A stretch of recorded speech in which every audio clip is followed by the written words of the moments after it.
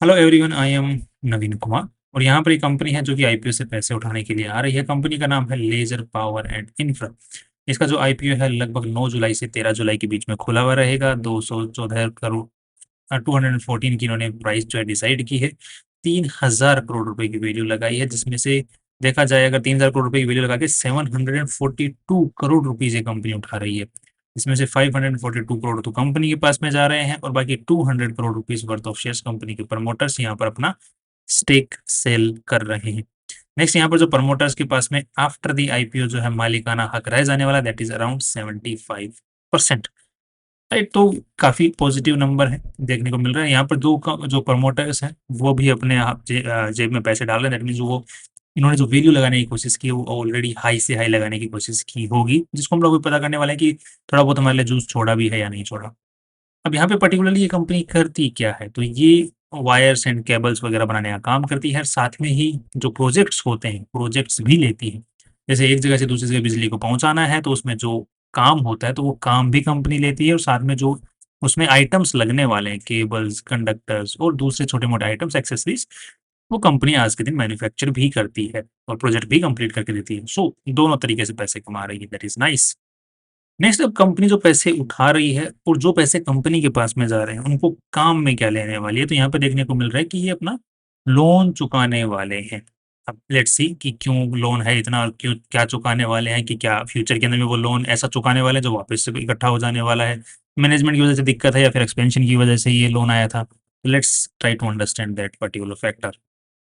सबसे पहले हम लोग बैलेंस शीट को चेक कर लेते हैं। तो यहाँ पे देखने को मिला टोटल मिला के कंपनी की बैलेंस शीट की साइज देखने को मिल रही है 2,632 करोड़ रुपए की। यहाँ पे डेटा मिलियंस में है, तो यहाँ पर ये मिलियंस में डेटा, तो हम लोग इसको करोड़ में कन्वर्ट करके बात कर रहे हैं। तो 2,600 करोड़ की बैलेंस शीट की साइज है, जिसमें से अगर देखा जाए तो इन्वेस्टर्स का पैसा 725 करोड़ रुपीज ही है। दैट मीन्स मोस्टली जो कंपनी के अंदर में पैसा पड़ा हुआ है बैलेंस शीट के अंदर में वो उधारी का है। 737 तो लगभग 30% के आसपास में बैलेंस शीट की साइज इन्वेस्टर्स के पैसों की है। बाकी उधारी का माल और उधारी के पैसों से रिलेटेड है, इसीलिए कंपनी मोस्टली अपना उधारी चुकाना चाहती है।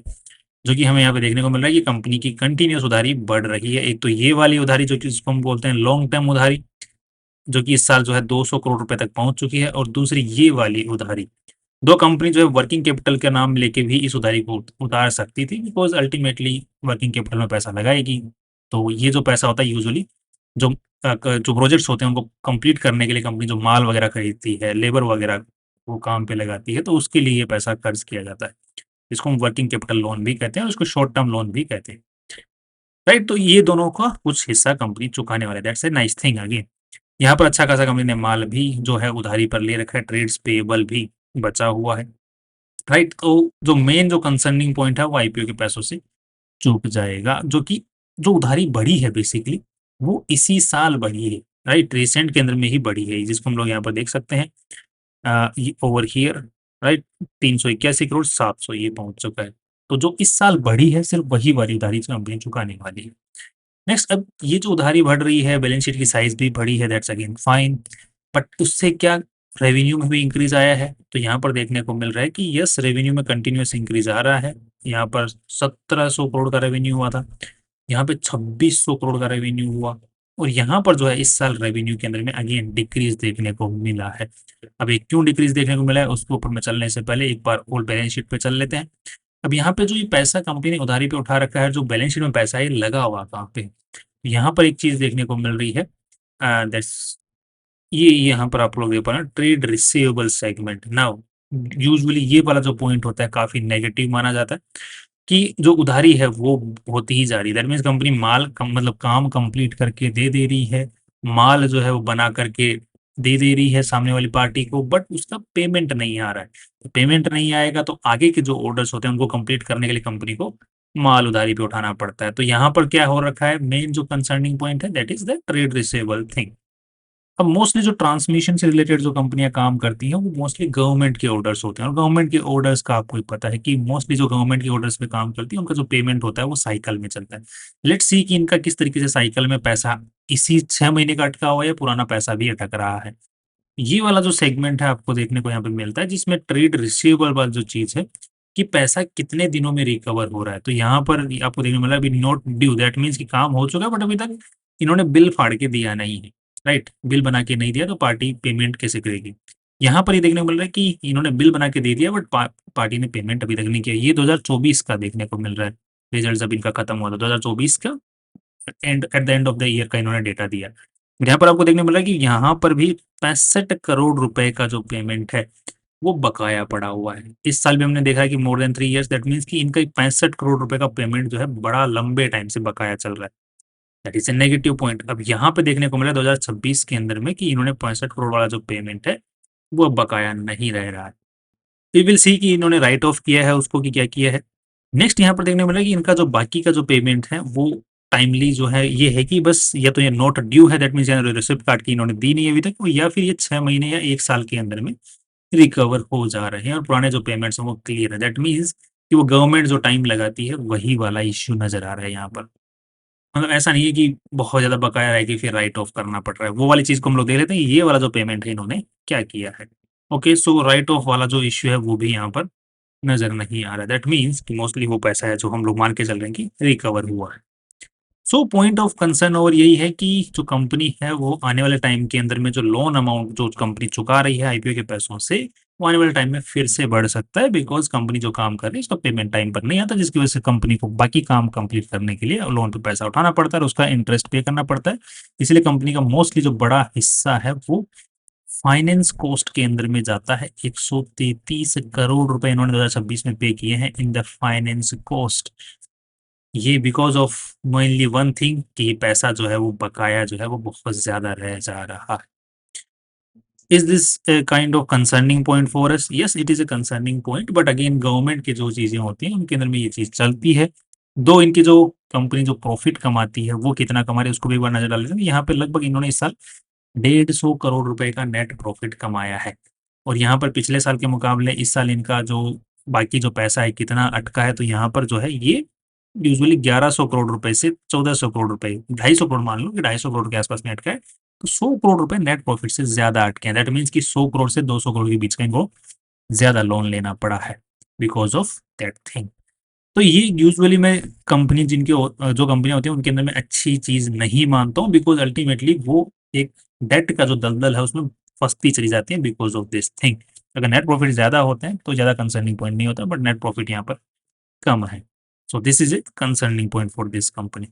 तो ओवरऑल जो इस पर्टिकुलर सिनेरियो के अंदर में देखने को मिल रहा है, कंपनी का जो कैश फ्लो है वो थोड़ा-सा खराब है। दूसरा, कंपनी का जो रेवेन्यू हमने चेक किया, कंपनी का रेवेन्यू भी यहाँ पर जो है डिक्रीजिंग ऑर्डर के अंदर में है। अभी इसका रीज़न इन्होंने क्या बताया उसको भी एक बार पढ़ लेते हैं।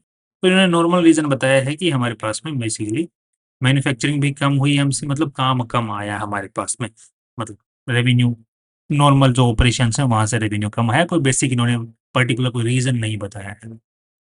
दो इन्होंने ये जो भांडा है वो जो जियोपॉलिटिकल जो मिडल ईस्ट में भी सिनेरियो चल रहा है उसके ऊपर में फोड़ने का कोशिश किया है बट अगर ये चीज़ भांडा इन्होंने फोड़ने का कोशिश तो किया है बट ये जो पर्टिकुलर चीज़ है ये दूसरी जो जिनके जो कॉम्पिटिटर्स हैं उनके साथ में भी अगर यही चीज़ हुई है, उनके भी रेवेन्यू जिस तरीके से अगर घटे हैं तो ये हम लोग मान के चल सकते हैं बट उनके रेवेन्यूज़ के अंदर में कोई भी इफ़ेक्ट यहाँ पर होता हुआ नहीं दिख रहा है। पॉलीकैब इंडिया को देख लो, राइट? तो उसमें भी कोई रेवेन्यू में इम्पैक्ट नहीं है। अगर हम लोग केईआई इंडस्ट्रीज़ को चेक करने की कोशिश करते हैं, उसमें भी कोई इम्पैक्ट नहीं है। उल्टा सबका यहाँ पर नंबर्स जो है वो हाई की तरफ में ही जाते हुए दिखे हैं।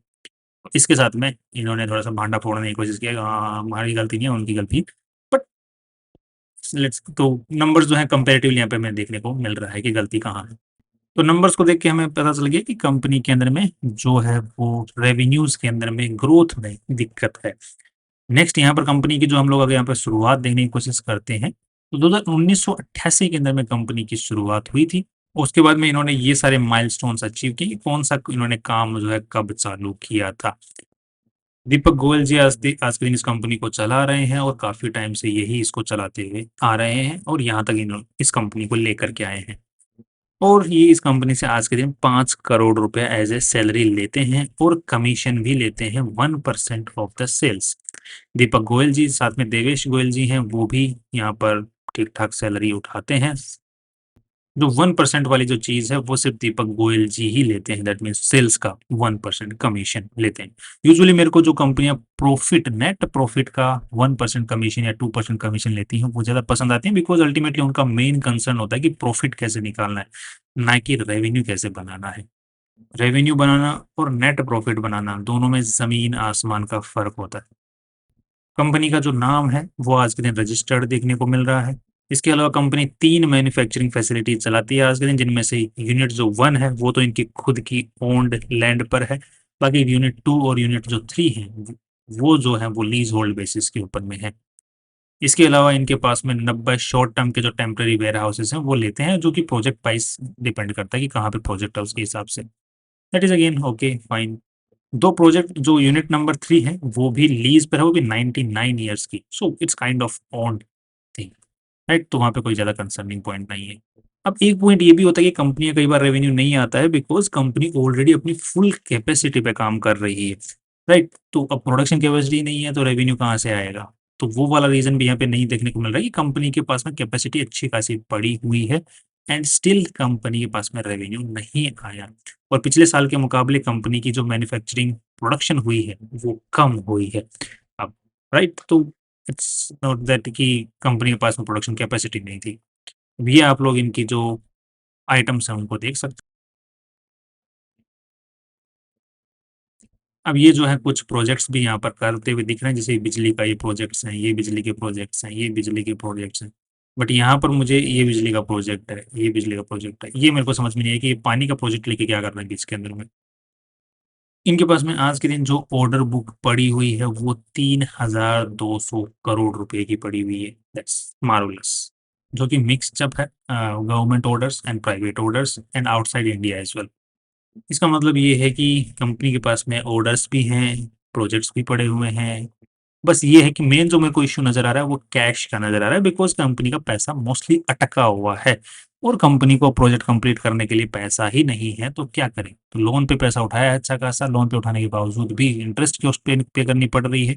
तो कम मुझे लग रहा है कि इन्होंने कम काम किया ताकि पैसे को इंतज़ार कर सकें, पेमेंट आए उसके बाद में अगला काम को कर सकें। तो मुझे मेन फैक्टर यहाँ पर ये नज़र आ रहा है। जो रेवेन्यू में इफ़ेक्ट आया है वो मेरे को लग रहा है कि पर्टिकुलरली उस फैक्टर की वज़ह से है। अब जो आरएचपी है उसमें ये बात तो बोली जा नहीं सकती कि गवर्नमेंट पेमेंट नहीं दे रही है टाइम के ऊपर में, गवर्नमेंट पैसा नहीं दे रही है, तो वो ना नेताजी नाराज़ हो जाएँगे कि आपके ऊपर में इल्ज़ाम लगा दिया है कंपनी ने आरएचपी के अंदर में। तो वो चीज़ बोली नहीं जाती है, बट वो बिना बोले बोली जाती है। नेक्स्ट कंपनी का आज के दिन 70% जो रेवेन्यू आ रहा है वो प्रोडक्शन से आ रहा है, बाकी जो पैसा है वो ईपीसी प्रोजेक्ट से आ रहा है, प्रोजेक्ट जो कंपनी लेती है उसके हिसाब से आ रहा है। अब अभी तक जो एनालिसिस किया उसके हिसाब से मुझे थोड़ा-सा मैनेजमेंट में दिक्कत नज़र आई है, जो कि एक तो जो सेल्स के ऊपर में 1% कमीशन जो मेन आदमी ले रहा है, वो थोड़ा-सा कंसर्निंग पॉइंट है।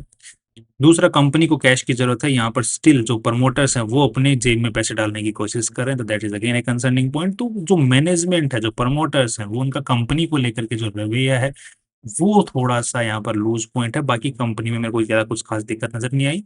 उसके अलावा अगर हम लोग देखते हैं तो जो कंपैरिज़न बेसिस के ऊपर में, यहाँ पे पी रेशियो के बेसिस पे हम लोग सबसे पहले देखते हैं, यहाँ पे 56 है, 54 है, 53 है, 21 भी है, 23 भी है।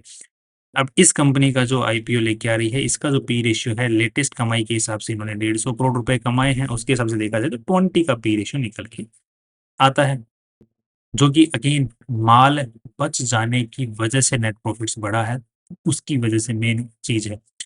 अगर 2025 के डेटा के हिसाब से देखा जाए तो 30 का पी रेशियो देखने को मिल रहा है और ग्रोथ जो है मैनेजमेंट को लेकर के काफ़ी कंसर्निंग पॉइंट्स हैं, तो इन्होंने जो वैल्यू ऑलरेडी लगाई है कंपैरेटिवली, वो अच्छी खासी लगा ली। नेक्स्ट, अगर हम लोग पीबी रेशियो वाइज़ भी वैल्यू यहाँ पर लगा देखने की कोशिश करते हैं, तो यहाँ पर 542 करोड़ रुपए और जाएँगे कंपनी के पास में। और यहाँ पर देखने को मिल रहा है कि जो नेट वर्थ है, राइट? 700 की तो 500, 700 तो लगभग 1200, 1200 की बात है 36, तो लगभग ढाई का पीबी रेशियो देखने को मिलता है, जिसको कंपेयर करते हैं तो इसका 10 का है, इसका 11 का, इसका 7 का, इसका 4 का और इसका 2 का।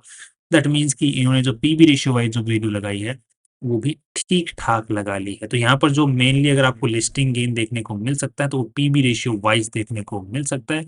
पी रेशियो वाइज़ तो ज़्यादा कुछ ख़ास यहाँ पर दम नज़र आ नहीं रहा है। तो अब आज के दिन थोड़ी-सी हवा देख लेते हैं कि हवा किस साइड बन रही है। तो हवा ₹35 जीएमपी, दैट मीन्स 16-17% पॉज़िटिव की तरफ में हवा बन रही है। तो लिस्टिंग गेन की इतनी उम्मीद है। बाकी फिर शॉर्ट टर्म में अभी क्या है कि पावर सेक्टर की जो कंपनियां हैं वो यूजुअली देखा जाए तो जो ऑप्टिकल फाइबर की जो केबल बनाती हैं वो कंपनियां मेनली चल रही हैं, ये कंपनियां कुछ खास परफॉर्म नहीं कर रही हैं। तो इन्होंने जो वैल्यू है ऑलरेडी अच्छी खासी लगा ली है, तो शॉर्ट टर्म में I am not positive and long term के हिसाब से अभी व्यू बनाना ठीक नहीं है, और लिस्टिंग गेन की ये जो हवा बन रही है इसके हिसाब से मिल जाए तो मिल जाए। That's all my view about this company and finally see you tomorrow.